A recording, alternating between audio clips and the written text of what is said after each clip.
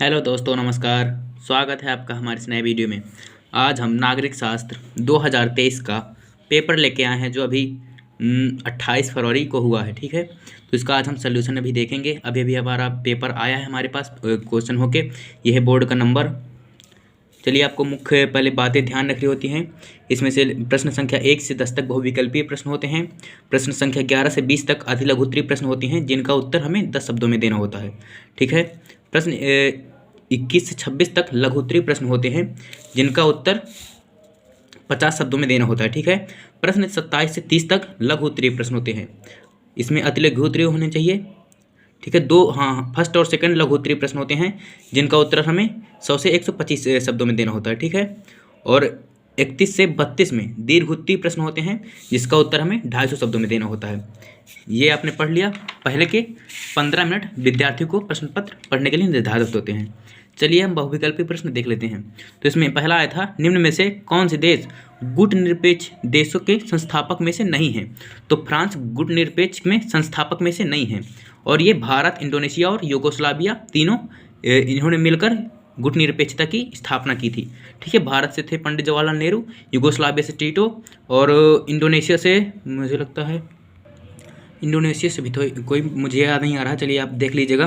दूसरा क्वेश्चन आया था, आसियान की स्थापना कब की गई थी? तो आसियान की स्थापना 1967 ईस्वी में की गई थी, और दक्षेस की स्थापना 1985 ईस्वी में की गई थी। चलिए, अगला क्वेश्चन देख लेते हैं। निम्न में से कौन सा देश एशिया का नहीं है? इसमें बताना था दक्षिण एशिया का कौन सा देश नहीं है।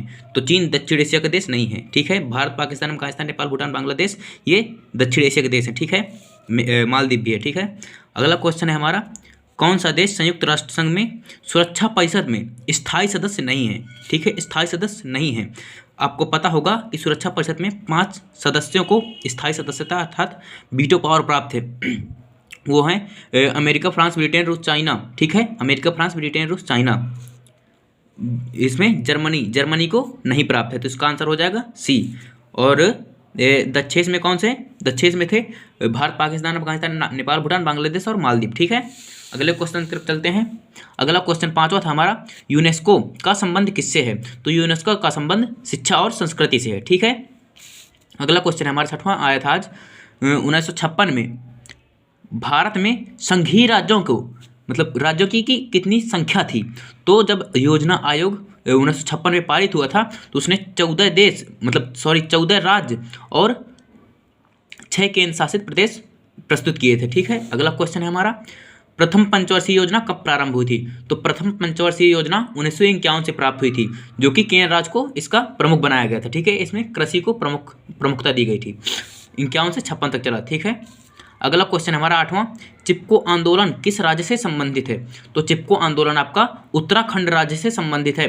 तो उत्तराखंड का दूसरा नाम है उत्तरांचल, तो इसका 10 सही हो जाएगा 8 का। ठीक है, अगला क्वेश्चन है, गोवा भारतीय संघ में स्वतंत्र राज्य कब बना? भारत में स्वतंत्र राज्य गोवा कब बना? तो गोवा 1987 में स्वतंत्र राज्य गोवा बन गया। ठीक है, भारत में 1961 में आज़ाद हुए और 87 में स्वतंत्र राज्य बन गया। ठीक है, पहले यूनियन था, टेरिटरी प्रदेश। ठीक है, मंडल आयोग के अध्यक्ष कौन थे? तो मंडल आयोग के अध्यक्ष थे बिंदेश्वरी प्रसाद मंडल। कौन थे? बिंदेश्वरी प्रसाद मंडल। इसका आशय हो जाएगा, और बाकी सब इसे ही इंग्लिश में दिया गया है, आप पढ़ लीजिएगा। वही क्वेश्चन इंग्लिश में दिए हुए हैं। चलिए, हम अतिलघु उत्तरीय प्रश्न उत्तर कर लेते हैं। अतिलघु उत्तरीय में आया था, शीत युद्ध से संबंधित 2 महाशक्तियों के नाम लिखिए। तो शीत युद्ध से संबंधित 2 महाशक्तियां थी, सोवियत संघ और अमेरिका। ठीक है, यूएसए और यूएसएसआर। ठीक है, दूसरा क्वेश्चन है, आपको यहाँ पर लिख देना था सोवियत संघ और अमेरिका। दूसरा क्वेश्चन आया था, यूरोपीय संघ की स्थापना क्यों की गई थी और इसके 2 कारण लिखिए। तो यूरोपीय संघ की स्थापना क्यों की गई थी, आपको लिख देना था।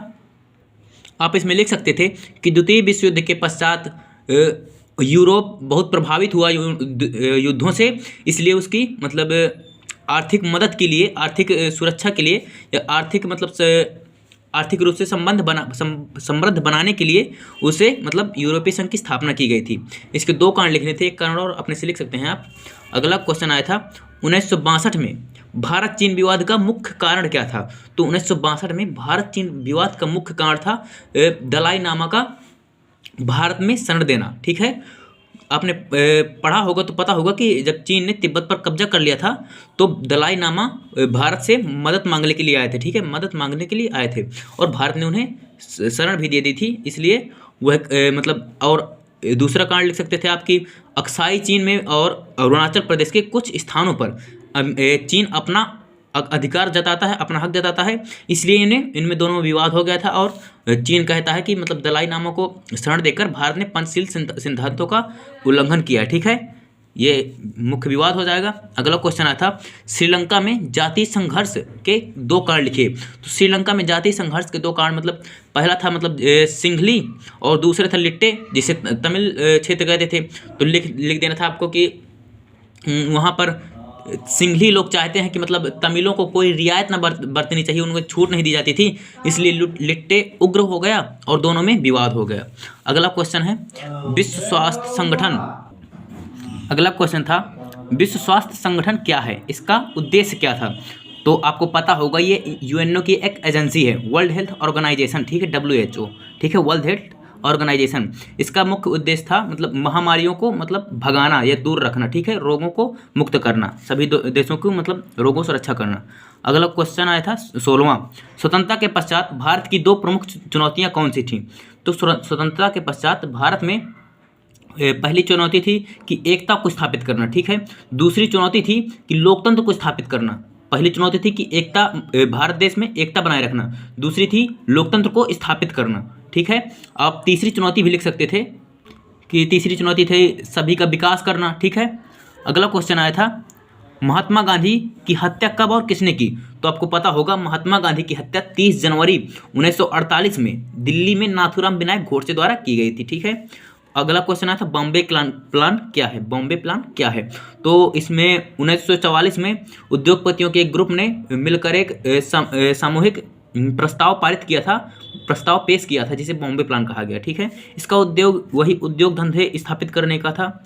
अगला क्वेश्चन आया था ऐसे किन्हीं 2 रियासतों का नाम लिखिए जिन्हें भारत में विलय में मतलब पुरजोर विरोध किया, इन्होंने मतलब भारत में नहीं मिलना चाहते, ठीक है। तो पहला आप लिख सकते थे जूनागढ़, दूसरा लिख सकते थे हैदराबाद, तीसरा कश्मीर और चौथा मणिपुर, ठीक है। आपने अगर कोई भी लिख दिया होगा तो सही है, 2 लिखना था इसमें। अगला क्वेश्चन आया था हमारा ताड़ी विरोधी आंदोलन क्या है और यह क्यों चलाया गया। तो ताड़ी विरोधी आंदोलन आंध्र प्रदेश के नेल्लोर जिले में महिलाओं द्वारा चलाया गया था, ठीक है, ये आपको पता होगा। और इसे क्यों चलाया गया, तो मतलब शराब की बिक्री बंद करने के लिए यह आंदोलन चलाया गया था। तो आपको समझ में आ रहा होगा, उम्मीद करता हूँ आपको समझ में आ रहा होगा। अब देखते हैं लघु उत्तरीय प्रश्न, ठीक है। फर्स्ट लघु उत्तरीय प्रश्न, अभी हमने देखा अति लघु उत्तरीय प्रश्न, अब देख रहे हैं लघु उत्तरीय प्रश्न।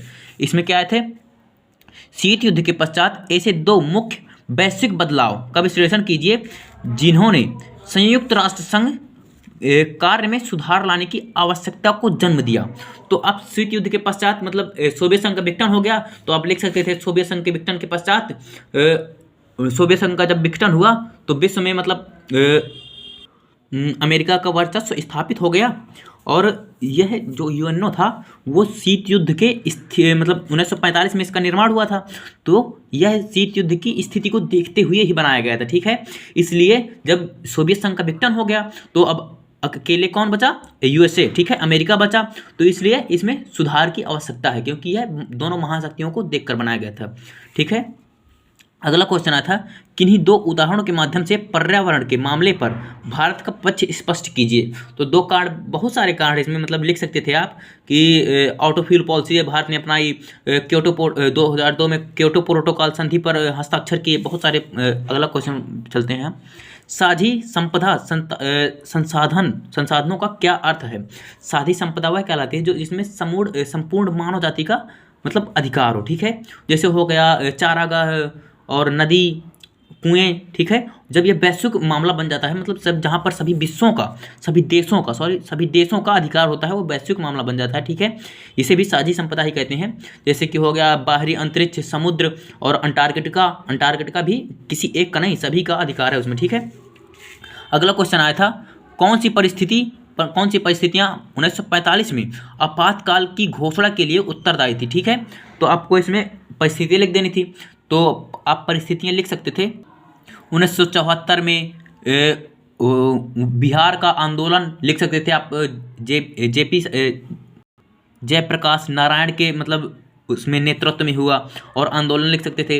विपक्षी पार्टियों द्वारा कांग्रेस पर मतलब इंदिरा को हटाने की साजिश, इंदिरा ने कहा था कि मुझे हटाने की साजिश कर रहे हैं, ठीक है, ये आप कुछ लिख सकते थे। अगला क्वेश्चन देखते हैं हम, दक्षिण एशिया में सार्क की क्या भूमिका है। तो आपको पता होगा कि सार्क 1985 में अस्तित्व में आया, मतलब 1985 में इसकी स्थापना की गई और इसमें 8 देश मुख्य हैं। वो 8 देश हैं मालदीव, श्रीलंका, भारत, पाकिस्तान, अफगानिस्तान, नेपाल, भूटान, बांग्लादेश, ठीक है।